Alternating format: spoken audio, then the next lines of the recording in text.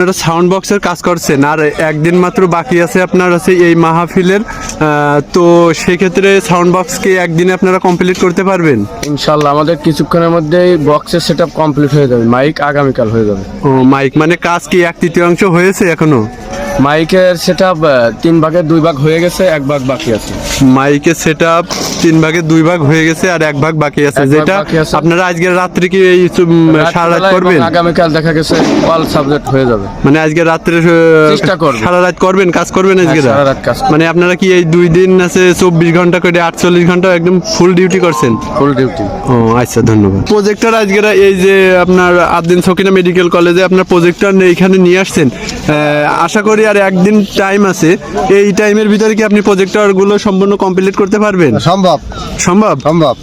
আপনার হাতে তো এখনো প্রায় 72 ঘন্টার মতন টাইম আছে, সে 72 ঘন্টার ভিতরে কি আপনি এই সম্পূর্ণ প্রজেক্টর, আপনার যতগুলো প্রজেক্টর এখানে কয়টা আছে প্রজেক্টর? 20টা আছে। 20টা প্রজেক্টর আছে, 20টা প্রজেক্টরে কি আজকে রাত্রের ভিতরে কমপ্লিট করবেন নাকি? সম্ভব। সম্ভব।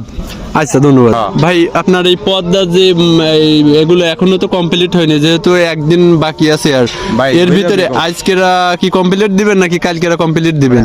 কালকে কমপ্লিট হয়ে যাবে ভাই, মানে আগামীকাল কমপ্লিট দিয়ে দিতে পারবেন ইনশাল্লাহ? মানে আজকেরা সারা রাত কি আপনারা এখানেই কাজ করবেন?